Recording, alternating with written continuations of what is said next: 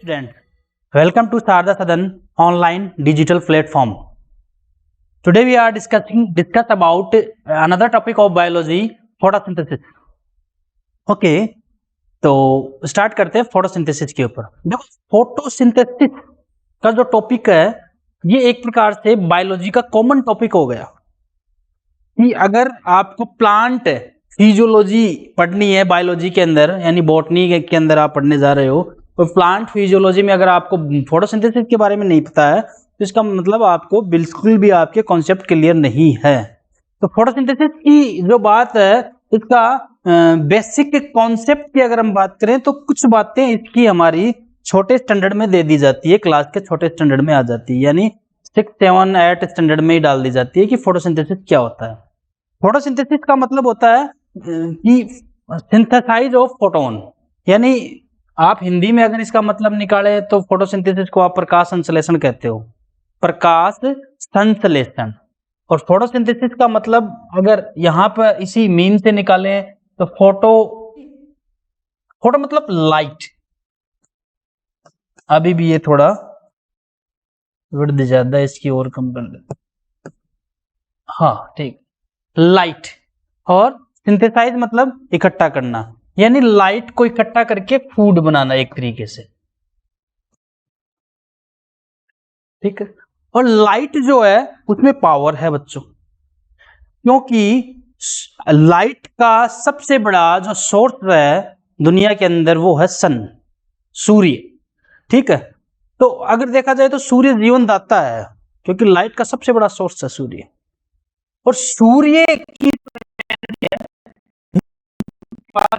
तो प्लांट उस एनर्जी का यूज करके फूड बना लेते हैं और वो फूड हमारे काम आता है। तो एक प्रकार से जो सनलाइट की जो एनर्जी है, सनलाइट के अंदर क्या है, बहुत ज्यादा एनर्जी है, बहुत ज्यादा एनर्जी है। लेकिन सनलाइट की एनर्जी हम डायरेक्ट नहीं ले सकते, एनिमल सनलाइट की एनर्जी का डायरेक्ट यूटिलाइज नहीं कर सकते, इसलिए प्रकृति ने हमारे लिए एक बहुत अच्छा ऑप्शन दिया है, वो है प्लांट।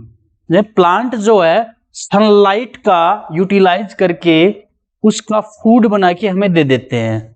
तो ये हमारे जीवन रक्षक हो गए एक प्रकार से पेड़ पौधे। तो ये बात हमें जाननी जरूरी है कि जो सनलाइट आ रही है वो इनके पास आती है, तो ये कैसे फूड बनाते हैं अपना।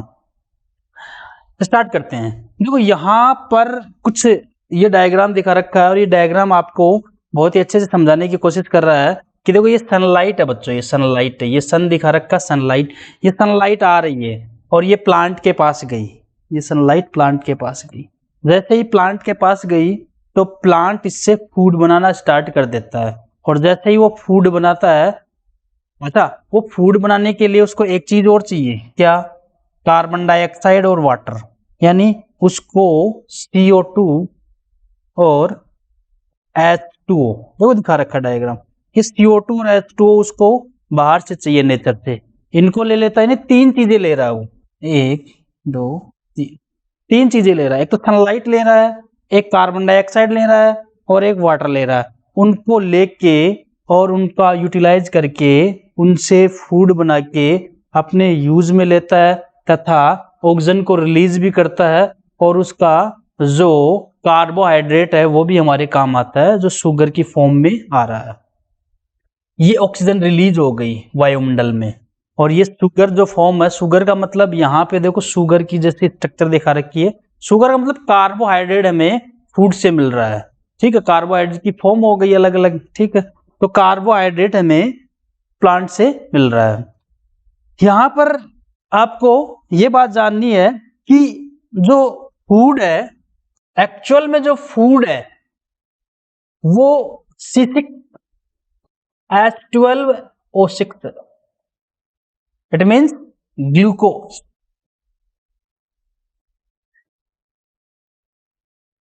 इट मीन्स ग्लूकोज, ठीक।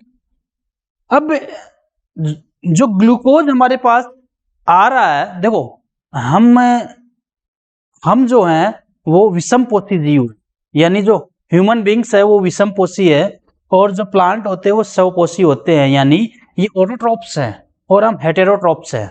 ये ऑटोट्रॉप्स है, हम हेटेरोट्रॉप्स है। रीजन क्या है, सबसे बड़ा रीजन कि ये अपना भोजन स्वयं बनाते हैं, और हम अपना भोजन स्वयं नहीं बना सकते, बहुत सारे ऐसे मतलब कंसेप्शन वाली बात क्लियर नहीं होती। तो मैं आपको बताऊं कि ग्लूकोज जो बना सकता है ना, वो ऑटोट्रोफ्स है। तो ये ग्लूकोज बना सकते हैं, हम ग्लूकोज बना बनाया ग्लूकोज यूज करते हैं। हम बाहर से ग्लूकोज इंटेक करते हैं बना बनाया। हम अपनी बॉडी के अंदर, हमारे पास ऐसा कोई सिस्टम नहीं है बच्चों जिससे हम ग्लूकोज अंदर तैयार कर सकें, लेकिन प्लांट के पास ऐसा सिस्टम है, ऐसी मशीनरी है कि वो ग्लूकोज तैयार कर लेता है और उस ग्लूकोज का यूटिलाइज हम खुद करते हैं। तो ये तो एनर्जी की फॉर्म हो गई, आप भी जानते हो। अब ये जो फूड है C6H12O6 बनना है। अब इसमें ये जो H और O है, यानी जो हाइड्रोजन है और ऑक्सीजन है, ये कहाँ से आया प्लांट के पास? ये हाइड्रोजन और ऑक्सीजन प्लांट के पास कहाँ से आया? तो आप बता सकते हो ये हाइड्रोजन और ऑक्सीजन प्लांट के पास वाटर से आया। क्लियर?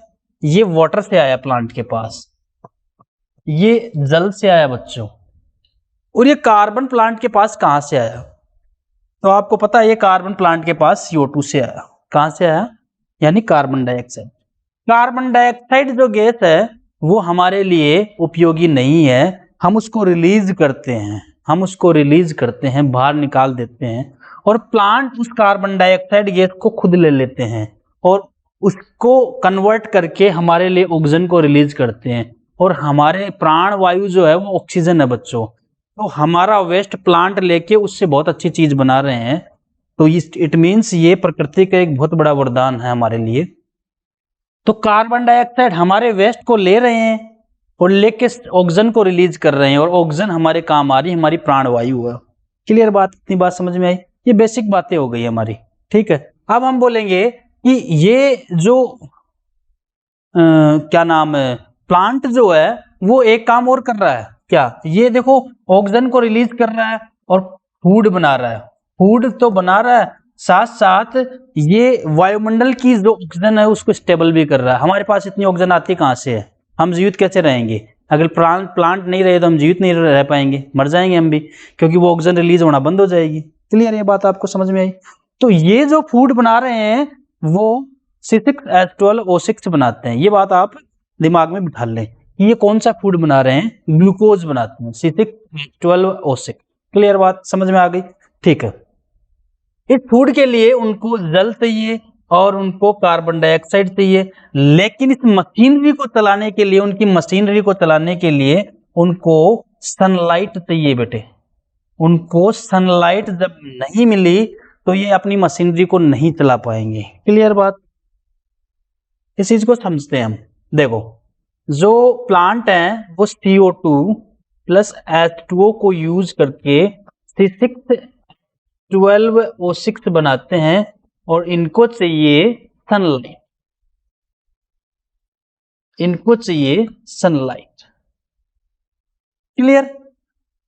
सनलाइट को यूज करते हैं और उससे ये बनाते हैं। यानी हम कह सकते हैं कि फोटोसिंथेसिस जो है, फोटोसिंथेसिस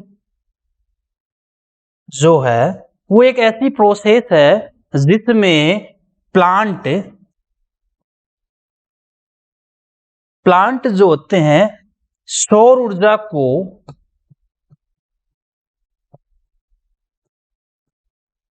रासायनिक ऊर्जा में बदल देते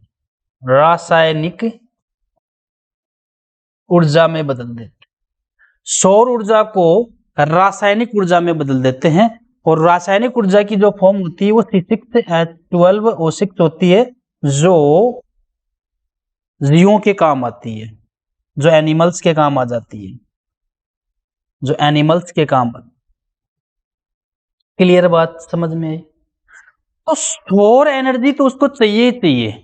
अगर सौर एनर्जी यानी अगर सनलाइट उसको नहीं मिली तो वो अपना फूड नहीं बनाएगा। यानी एक प्रकार से these are the raw material, ये कच्चा पदार्थ है उसके पास, लेकिन इसको पकाने के लिए, एक तरीके से अपनी मशीनरी में से काम करवाने के लिए उसको सनलाइट चाहिए ही चाहिए।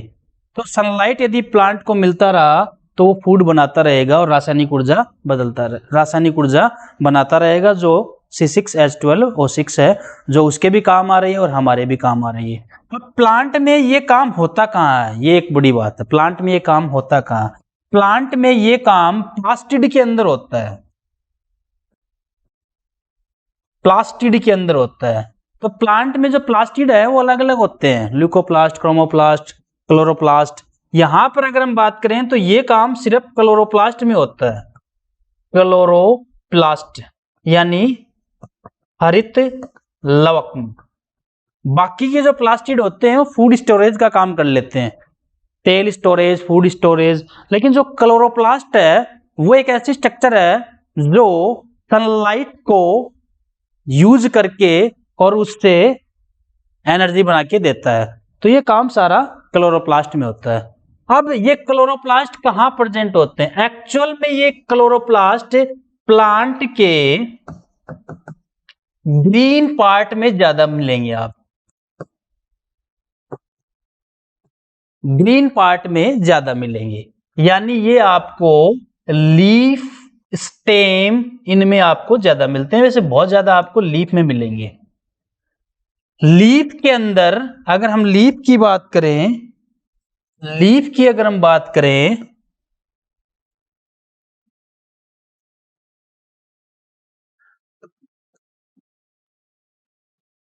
लीफ की अगर हम बात करें तो लीफ अगर देखा जाए तो लीफ के अंदर क्या है? तो सेल है लीफ के अंदर, सेल।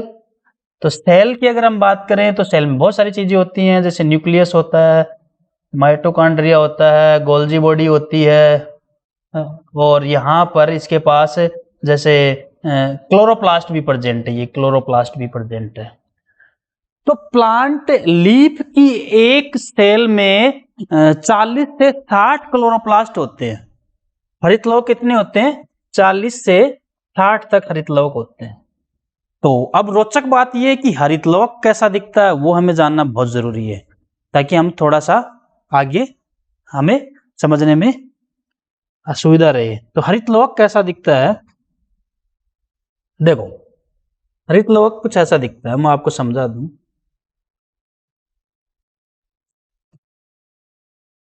ये बेटा डबल लेयर होता है और ओवल शेप में ज्यादा मिलेगा आपको। डबल लेयर होता है, ये बाह्य झिल्ली होती है, ये आउटर मेम्ब्रेन, आउटर मेम्ब्रेन, और ये inner membrane, inner membrane. Clear? और इनके बीच में ये अवकाश होता है, परिकला अवकाश कहते हैं। ये बाहर की जो झिल्ली होती है वो प्रोटोनों के लिए, प्रोटोनों के लिए पारगम्य होती है, पारगम्य होती है। लेकिन अंदर की जो लेयर होती है प्रोटोनों के लिए पारगम्य नहीं होती है। इसके आंतरिक भाग को आप मैट्रिक्स कह सकते हो, और मैट्रिक्स के अंदर दो प्रकार की चीजें होती हैं, स्ट्रोमा और ग्रेना। एक्चुअल में जो स्ट्रोमा भाग है वही मैट्रिक्स है। और ग्रेना की अगर हम बात करें तो आप ये बताओगे कि जो क्लोरोप्लास्ट होता है उसमें इकाई झिल्ली युक्त नलिका तंत्र पाया जाता है बेटे, नलिका तंत्र पाया जाता है। क्लियर बात? इसे थैलेकोइड कहा जाता है। क्या कहा जाता है? थैलेकोइड। तो ये इकाई झिल्ली युक्त नलिका तंत्र ऐसे दिखाया हमने, इसको थैलेकोइड कहते हैं। क्या कहते हैं? थैलेकोइड। और ये थैलेकोइड एक के ऊपर एक के ऊपर ऐसे व्यवस्थित होकर एक स्ट्रक्चर बनाते हैं, इसी को आप ग्रेना कहते हो, ग्रेना। और ये ऐसे ग्रेना इसमें बहुत सारे मिलेंगे आपको इससे। और एक ग्रेना दूसरे ग्रेना से फ्रेट्स नलिकाओं द्वारा जुड़े रहते हैं, लेमिली, स्ट्रोमा लेमिली भी आप इनको कह सकते हो।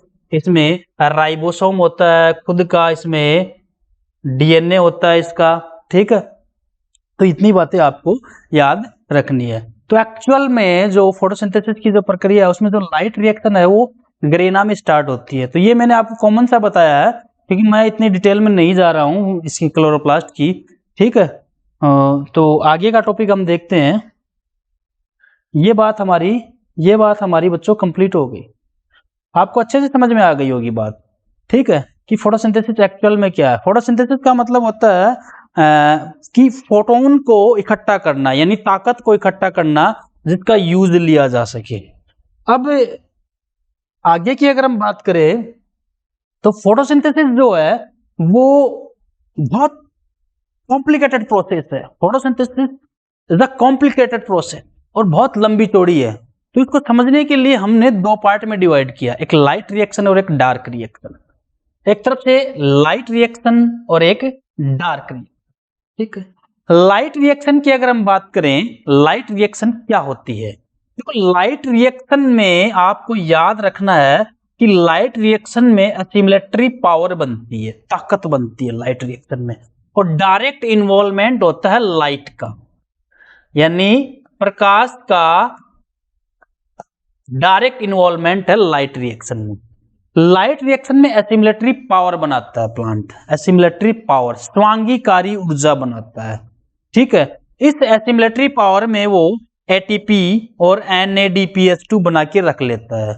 एटीपी एक प्रकार का पावर मॉलिक्यूल है जिसको आप एडिनोसिन ट्राइफॉस्फेट कहते हो, और ये NADPH2 एक रिड्यूसिंग एजेंट है। ये रिड्यूसिंग एजेंट, रिड्यूसिंग एजेंट है। क्यों रिड्यूसिंग एजेंट क्यों कह रहे हैं इसको? क्योंकि ये जिसके पास भी जाएगा उसको रिड्यूस करवा सकता है। ऐसा क्या है इसके पास? आप इसके पास देख रहे हो क्या है इसके पास? इसके पास हाइड्रोजन है। अगर ये किसी को दे देगा तो उसको रिड्यूस करवा देगा। रिडक्शन आपको पता है क्या होता है? ऑक्सीडेशन मीन्स ऑक्सीजन का जुड़ना और हाइड्रोजन का निकलना, और रिडक्शन मतलब हाइड्रोजन का जुड़ना और ऑक्सीजन का बाहर निकलना। एटलीस्ट आप याद रखोगे कि हाइड्रोजन का जुड़ना, तो ये जब भी किसी के पास जाता है तो ये अपने हाइड्रोजन उसको दे देता है और खुद बाहर निकल जाता है। एक प्रकार से एजेंट हो गया ये। जैसे अगर हम बात करें कि हम ऑनलाइन शॉपिंग कर रहे हैं और बाहर से कुछ मंगा रहे हैं, तो कोई एजेंट आता है, तो एजेंट क्या करता है, कोई सामान लेके आता है, आपको दे देता है और खुद चला जाता है। तो कुछ ऐसा ही इसका काम है। अगर आप वापस से सामान मंगा रहे हो तो वही एजेंट आपको वापस से लाके दे देगा। तो ये जो NADPH है, nicotinamide adenine di nucleotide phosphate, इसका पूरा नाम होता है। ये जो NADPH+H है, ये अपने पास रिड्यूस करने के लिए हाइड्रोजन रखता है, जिसको ये दे देगा, फिर ये NADP में बदल जाएगा। किसमें बदल जाएगा बेटे? NADP में। फिर वापस ये हाइड्रोजन लाने के लिए फॉस्फोराइलेशन की प्रक्रिया में चला जाएगा, हाइड्रोजन लेके आएगा, वापस लाके दे देगा। ये इसका काम है। एक प्रकार की एक गाड़ी है जो हाइड्रोजन लेकर आती है, दूसरे को देती है। तो ये एक रिड्यूसिंग एजेंट है। क्लियर बात समझ में आई आपको? रिड्यूसिंग एजेंट कैसे हुआ? और ये पावर ATP, इन दोनों को मिलाकर हम एसिमिलेटरी पावर कह रहे हैं, ठीक है। तो लाइट रिएक्शन में एसिमिलेटरी पावर बना के रख लेता है पौधा, बस इतना काम करता है। लाइट रिएक्शन में जो प्लांट है वो एसिमिलेटरी पावर बना के रख लेता है। बाकी अब करना क्या है वो बाद की बात है। अब बात आती है डार्क रिएक्शन की। डार्क रिएक्शन का मतलब ये नहीं होता है कि जो रिएक्शन है वो अंधेरे में होगी, इसका कोई मतलब नहीं है। वो लाइट हो या अंधेरा हो जाएगी, क्योंकि डार्क रिएक्शन का यहाँ पे दूसरा मतलब निकल रहा है। डार्क रिएक्शन का मतलब ये नहीं है कि वो रिएक्शन लाइट हो अंधेरे में ही होगी, ऐसा नहीं, लाइट में भी हो जाती है वो, ऐसी कोई बात नहीं। मतलब डार्क रिएक्शन में होता क्या है एक्चुअल में? डार्क रिएक्शन में ये आपका जो CO2 है, जो हमने पहले बात की प्लांट के लिए, जो CO2 है वो फिक्स हो जाता है बेटे C6H12O6 में। किसमें फिक्स हो जाता है? C6H12O6 में। क्लियर? अब आप यहां पे देख रहे हो कि सर ये जो CO2 है ये रिड्यूस हो गया। क्लियर बात समझ में आ रही है? कितना समझ में आ गया होगा? ये रिड्यूस हो गया, क्योंकि ये रिड्यूस होने का मतलब क्या? इससे ऑक्सीजन हट गई और इससे हाइड्रोजन जुड़ गया। तो कुछ ऐसा ही दिख रहा है यहाँ पे, कार्बन के साथ हाइड्रोजन जुड़ गया और ऑक्सीजन हट गई। तो अब ये हुआ कैसे ऐसे? तो ये कोई जादू तो है नहीं, मिरेकल पावर तो हुआ नहीं। इसने क्या किया? इसने इस एसिमिलेटरी पावर का यूज कर लिया। इस एसिमिलेटरी पावर का यूज किया तो इसको हाइड्रोजन यहाँ से डोनेट कर दिए गए। हाइड्रोजन इसने ले लिए, कार्बन के साथ हाइड्रोजन जुड़ गए, ऑक्सीजन बाहर निकलने की कोशिश कर रही है, और ये यहाँ पर एसिमिलेटरी पावर यूज हो रही है। अब एसिमिलेटरी पावर जो है, अब हाइड्रोजन इसको मिल गए, ये प्रक्रिया चला कौन रहा है? ये ATP चला रहा है, क्योंकि ये तो पावर मॉलिक्यूल है, ये प्रक्रिया को चालू कर सकता है। तो ये प्रक्रिया को चला रहा है और ये यहाँ पर हाइड्रोजन डोनेट कर रहे हैं। इस प्रकार से CO2 ग्लूकोज में फिक्स हो जाती है। तो वो आपको बेसिक कॉन्सेप्ट की बात है, और जानना क्या है वो आप अच्छे से क्लियर कर ले कि आपको डार्क रिएक्शन में इतना ही पढ़ना है कि CO2 ग्लूकोज कैसे बनाती है, जबकि लाइट रिएक्शन में आपको ये पढ़ना है कि ATP और NADPH2 कैसे बनता है। दोनों बातें अलग अलग है। अगर आप इस कॉन्सेप्ट को दिमाग में बिठा लेते हो बेटे, तो ये चीज आप कभी भी नहीं भूल सकते अगर आप इस चीज को दिमाग में बिठा लेते हो। यहाँ पर एक और बात दे रखी, फोटोफॉस्फोराइलेशन। फोटोफॉस्फोराइलेशन एक्चुअल में होता क्या है, जब एडीपी प्लस इनऑर्गेनिक फॉस्फेट आपस में जुड़ता है तो एटीपी का निर्माण होता है, adenosine diphosphate plus inorganic phosphate ATP. अब ये जो बन रहा है वो किसकी वजह से बना, सनलाइट की वजह से, सनलाइट की। तो डायरेक्ट इन्वॉल्वमेंट चाहिए यहाँ पे सनलाइट का, जैसे एटीपी बन के आ गई तो फोटोफॉस्फोराइलेशन यहाँ पे एटीपी भी बना के देगा। अब ये फोटोफॉस्फोराइलेशन जो है वो भी दो प्रोसेस में चल रहा है, साइक्लिक फोटोफॉस्फोराइलेशन, एक तो चक्कर में साइक्लिक फोटोफॉस्फोराइलेशन और नॉन साइक्लिक फोटोफॉस्फोराइलेशन। यहाँ पर भी एटीपी बन रही है और यहाँ पर भी एटीपी बन रही है। ये एक दूसरे से कैसे लिंक करती है और क्या होती है ये हम अगली क्लास में पढ़ेंगे। तो आपको मेरे ख्याल से ये बात समझ में आ गई होगी कि मैंने सिर्फ कॉन्सेप्ट की बात की है, तो बड़े अच्छे से आप इस कॉन्सेप्ट को समझें, इसको देखें, चैनल को लाइक करें, सब्सक्राइब करें। Thank you so much.